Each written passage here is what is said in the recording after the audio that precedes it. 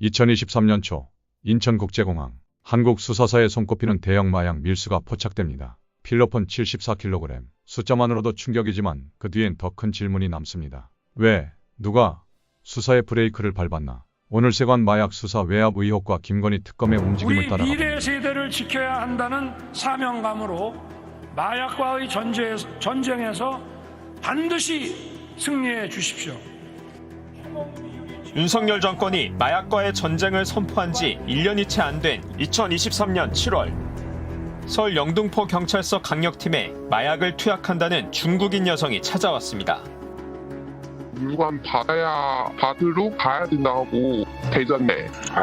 이놈들 빨리 조치 취해야 되겠네. 빨리 처리해야 돼요. 왜냐면 이거는 진짜 팔면 난리 나요. 수사팀은 이 여성을 통해 마약 입수 경로를 추적하며 말레이시아 마약 밀수 조직에 접근했습니다. 그리고 2달 만에 246만 명분의 필로폰 74kg을 운반 판매한 마약 조직원 26명을 검거했습니다. 경찰에 적발된 필로폰 가운데 역대 2번째로 큰 규모였습니다. 그런데 검거된 조직원 입에서 충격적인 진술을 듣게 됐습니다. 인솔해가지고 빼내주더란 것. 택시 타는 것을 가르쳐주더란.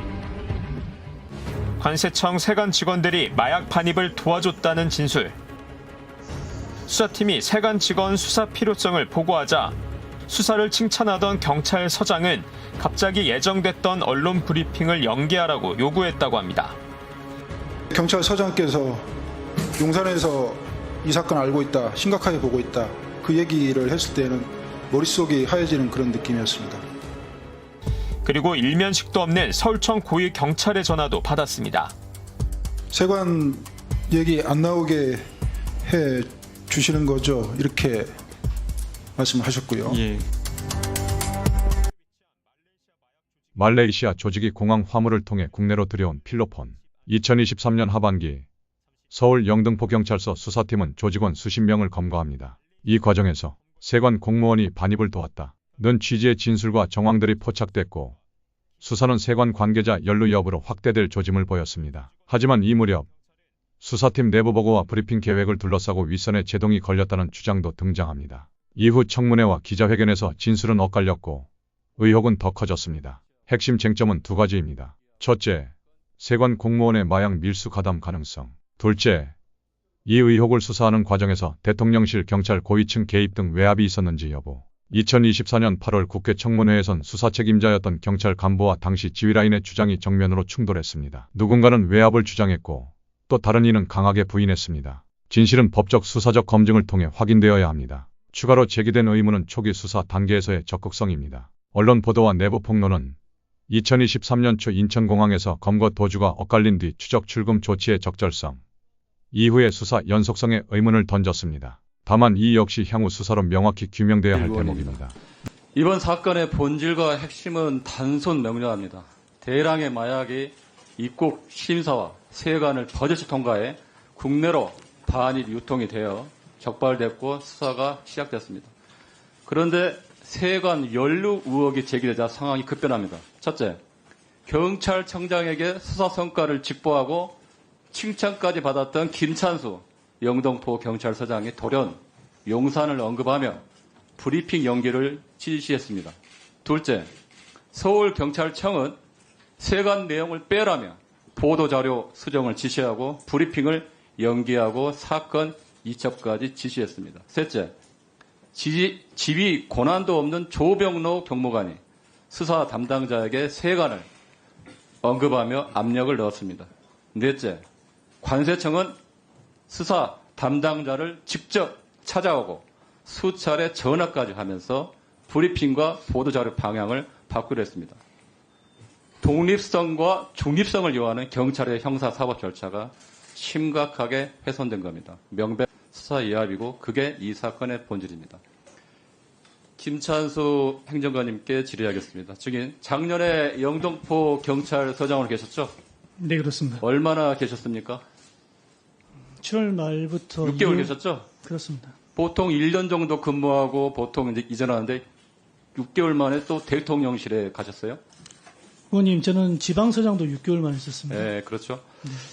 그 과거에 박근혜 정권 말기 2017년도에 청와대 치안비서관실에 근무했죠. 네, 그렇습니다. 네, 2번이나 근무했네요.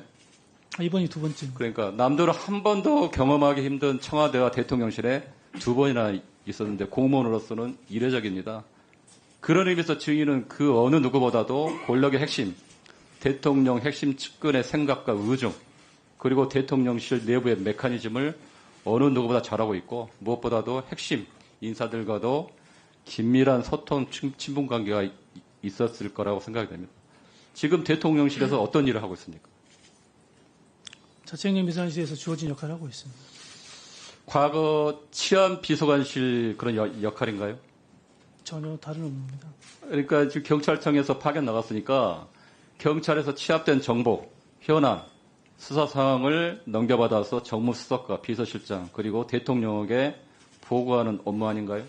의원님, 제 업무하고 무관한 업무입니다.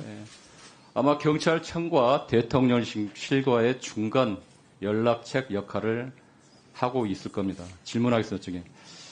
아까 그 용해인 의원께서 질의를 했듯이 작년 영등포 경찰서장으로서 마약 수사를 독려하고 홍보하고 윗선에 보고하고 칭찬까지 받다가 일주일 만에 갑자기 돌변해서 본인 관할의 최대 성과인 마약 수사를 방해하고 겁박하고 급기야 브리핑을 연기한 이유가 뭡니까 대체? 의원님, 전혀 사실 무근의 말씀하고 있습니다. 네. 증인은 작년에 영등포 경찰서장 당시에 관할 부서에서 마약 수사가 큰 성과를 내니까 8월 26일에 수사팀 확대를 지시하고 9월 11일에 김봉식 서울청 수사부장과 9월 13일 윤희근 경찰청장에게 수사 사항을 상세하게 문자로 보고했죠. 그 내용은 이렇습니다. 각 조직 총책 및 조직원 검거 진행. 지난 1월 27일 말레이시아 국적 피의자들의 공항 입국 단계에서 무사 통과한 정황 확인, 관련 수사 병행. 맞죠? 맞습니다. 예. 그때 윤희근 경찰청장은 아주 훌륭하다고 극찬하면서 성과를 대내적으로 알리라고 격려하는 답장까지 보냈습니다. 그때 증인은 상당히 고무되었던 걸로 알고 있습니다. 그리고 대통령실에도 상황 보고를 한 걸 알고 있는데 누구에게 보고를 했나요? 이 건과 관련해서 제가 대통령실에 보고한 일은 전혀 없습니다. 그 2번이나 청와대나 대통령실에 이제 근무할 정도로 정무적 감각이 좋고 또 본인이 관할하는 경찰서에서 가장 큰 마약 수사 성과를 냈는데 그리고 지금 윤석열 정부에서 가장 최대 관심사인 마약 수사 현안이고 당연히 대통령실에 보고하고 또 본인의 성과로 인정받고 싶은 거 아닌가요? 당연한 거 아닌가요, 이게? 경찰서장 개인이 대통령실에 보고할 이유가 뭐가 있겠습니까? 지금 증인께서는 지금 경찰서장 6개월 만에 또 대통령실로 옮길 정도로 대통령실과 친분도 있고 그쪽 상황을 너무 잘 알고 있잖아요. 그런 거는 누구나 추측할 수 있지 않을까요? 의원님, 제가 좀 되묻고 싶습니다. 제가 만약에 진짜 용산이랄지 대통령실에 외압이랄지 부탁을 받았다면 소위 말해서 저 브리핑 연기 지시뿐만 아니라 모든 걸 깔끔하게 처리해야 되지 않을까요? 네. 오히려 영등포의 당시 증인. 형사 이과장을 발령시키고 증인. 압수수색도 못하게 하고 증인. 그래야 되는 거 아닌가요? 그 수사를 독려하고 홍보하고 수사의 치적을 본인 스스로 내세우다가 9월 20일 날 일정이 갑자기 입장이 바뀝니다. 그날 9월 20일 날 어떤 일이 있었습니까? 그날 국회 앞에서 큰 집회가 있었죠? 맞습니다. 네, 그때 노란 봉투법 관련 금속 노조 집회. 수천 명의 인원이 국회 앞에서 1박 2일로 노숙 집회가 있었죠? 맞습니다. 그리고 오전 11시에 국회 경비대에서 현장 대책회의를 했습니다. 그렇죠? 맞습니다. 그런데 그날 8시 45분에, 7시 33분에 보도자료를 보내라. 백현웅 경정에게. 그리고 45분에 브리핑 취소할 수 없냐. 그리고 9시 3분에 용산에서 사건 내용을 알고 있다. 심각하게 보고 있다고. 브리핑 연기하라고 지시합니다. 그리고 브리핑은 22일에서 10월 초로 연기됩니다. 그 이유가 뭡니까? 다시금 말씀드리면 네. 대통령실과 전혀 무관한 얘기고요. 제가 판단하건대 당시 백혜룡 과장의 결정은 수사 상식에도 부합하지 않았고 본청에도 보고되지 않은 단계였습니다. 저 증인 백효룡 경정님 잠깐 나와주세요.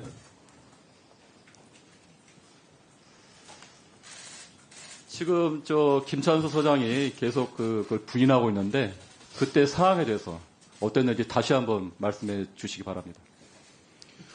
세관 연루 마약 사건을 진두지휘한 사람은 김찬수 소장입니다. 흐름을 보시면 알겠지만 9월 11일 날 세관 연루 사실이 나왔을 때 저에게 구체적으로 문서를 작성해 줄 것을 요구했고 그걸 보고하겠다고 저한테 말씀을 했고요. 그다음에 수사부장한테 서울청 수사부장에게 먼저 문자 보고를 했고요. 그다음에 서울청장에게 문자 보고하고 구체적으로 보고하겠다 이렇게 했고 9월 13일에는 경찰청장님까지 이렇게 보고를 합니다. 그러면서 저한테 계속 피드백을 주셨습니다. 본인이 마약 압수 현장에서 진두지휘까지 했던 이 사건을 갑자기 이렇게 브리핑도 맞고 수사를 방해하게 된 계기가 용산이 아니면 설명이 안 됩니다.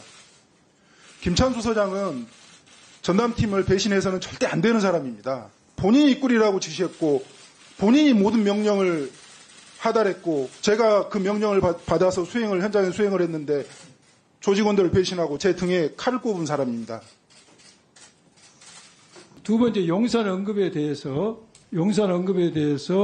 본인은 하지 않았다고 하고 있고 지금 백혜룡 경정은 언급을 했다고 주장하고 있습니다. 녹취록이 그분이 없어서 지금 서로 평행선을 달리고 있는데 지금 그와 관련된 녹취가 되어 있는 것이 2024 10월 30일 녹취 있습니다. 여기 보면은 백혜룡 경정이 이렇게 이야기하죠. 서장님이 용산에서 알게 됐다고 심각하다고 그렇게 말씀하셔서 그때 제가 그 상황을 안 거예요. 이런 말이 나옵니다. 본인이 백혜룡 경정이 증인이 여기에 대해서 어떤 태도를 보였습니까? 잠깐만요. 증인이 정말로 이런 사실을 용산을 언급한 사실이 있다면 깜짝 화들짝 놀라서 이 부분에서 정정을 하고 거기에 대해 무슨 조치를 했어야 되는 거 아니냐 이것이죠. 여기에서 말을 안 했다는 것은 백혜룡 경정이 지금까지 주장했던 내용이 사실로 여길 수밖에 없는 거예요. 의원님 말씀드려도 되겠습니까? 이전에도 이런 주장을 저한테 개인적으로 와서 말씀했던 적도 있고요. 그때 말씀하신 데 똑같은 반응을 보였습니다. 무슨 말씀하시는 거냐?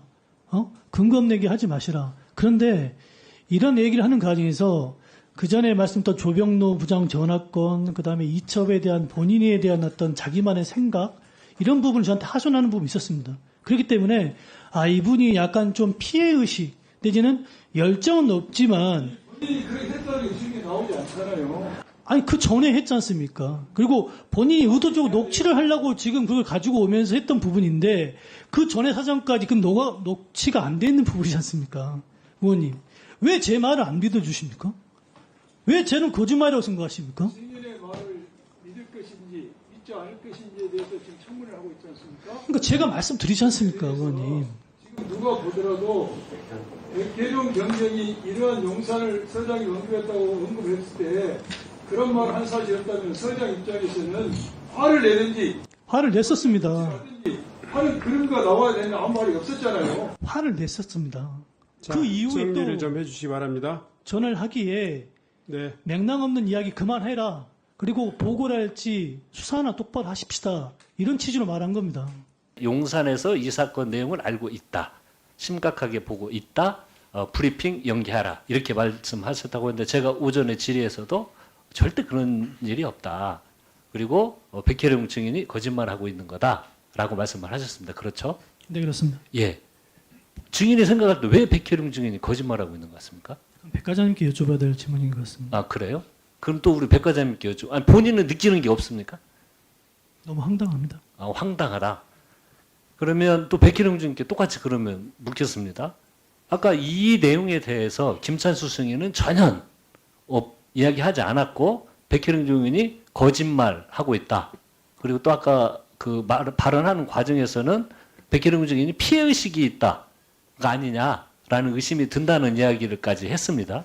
그럼 왜 김산수 증인은 이제 우리 백혜룡 증인 입장에서는 왜 거짓말을 하고 있는 것 같습니까? 좀 말씀드리기 좀 송구합니다만 본인의 영달을 위해서 동료를 배신한 거라고 생각합니다. 예. 의원님 말씀 한번 제가 드려도 되겠습니까? 예, 아까 내가 물어봤잖아요. 예. 예, 해보세요. 본인의 영달을 위해서 그랬다고요? 2025년 김건희 관련 의혹을 전반적으로 살피는 민중기 특별검사팀이 출범했습니다. 특검은 16개 의혹을 수사 대상으로 보는데 세관 마약 수사 외압도 이첩받아 들여다보겠다는 방침을 밝히며 관련 기관과 이첩 시기를 조율해 왔습니다. 시민단체들도 특검에 이 사안을 정식으로 다루라고 촉구했습니다. 즉, 외압 의혹의 실체가 무엇인지 특검과 사법 절차 안에서 재점검되는 국면입니다. 이 과정에서 기존 검경 합동수사팀과의 역할 조율도 중요해졌습니다. 8월 들어 합동수사팀은 수사 고삐를 조였습니다. 21일 경찰청 국가수사본부 마약조직범죄수사실을 압수수색했고 앞서 6월에는 인천세관과 직원 주거지 등 10여 곳을 압수수색해 휴대전화 CCTV 서버 등을 확보한 바 있습니다. 지휘체계는 대검 중심에서 동부지검 직할로 바뀌었고 이문정 지검장이 지휘를 맡았습니다. 수사의 공정성과 신뢰를 담보하겠다는 메시지도 나왔습니다. 이 물리적 조치들은 두 갈래 의혹 세관 연루 여부, 외압 존재 여부 모두에 접근하기 위한 절차로 보입니다. 결과는 향후 기소 법정 공방에서 가려질 것입니다. 의혹을 공론화한 전 영등포서 형사과장 백혜룡 경정은 검찰의 셀프 수사를 비판하며 특검 수사를 요구해왔습니다. 반면 지목된 측은 부인하거나 근거 없다고 맞서고 있습니다. 상충된 진술의 신빙성은 통신기록 지시라인 문서 영장 기각 반력 기록 등 문서 포렌식 증거로 가늠돼야 합니다. 감정의 문제가 아니라 증거의 문제입니다. 민변 참여연대는 구체적 쟁점을 특검에 정리해 제출했습니다. 수사 주체의 적절성, 합수팀 구성 지휘 라인, 이첩 시기와 범위 등 절차의 공정성 자체도 이번 사건의 핵심입니다. 김건희 특검은 대형 현안들을 동시다발로 진행 중입니다. 최근엔 구속기간 연장, 핵심 인물 동시 소환 등 강도 높은 수사가 이어졌습니다. 다만 세관 마약 수사 외압은 별도의 이첩 조율 절차가 필요한 만큼 특검, 합수팀 간 공조 관찰이 중요합니다. 법원 판단이 내려지기 전까지는 누구도 유죄로 확정되지 않습니다. 이 원칙은 모든 당사자에게 동일하게 적용됩니다. 사실 2023년 대규모 필로폰 밀반입 사건이 있었고 경찰은 조직원을 대거 검거했습니다. 세관 연루 의혹 진술 정황이 보도됐습니다. 쟁점, 수사 과정에서 대통령실 경찰 고위층의 외압이 실제 있었는지 관련 진술은 엇갈립니다. 절차, 2025년 여름 이후 대검 합수팀 수사 압수수색 진행, 지휘체계 동부지검 전환, 특검은 이첩 협의 및 수사 검토 중, 마약과의 싸움은 장기전입니다. 의혹이 사실이라면 우리는 왜 브레이크가 밟혔는지 끝까지 확인해야 합니다. 사실이 아니라면 그 또한 명백히 밝혀야 합니다. 진실에 이르는 길 이제 시작입니다. 오늘 같은 복잡한 시대에 차 한잔하면서 잠시 쉬어가는 건 어떨까요? 따뜻한 전통차 한 잔이 큰 위로가 됩니다. 설명란에서 보실 수 있습니다.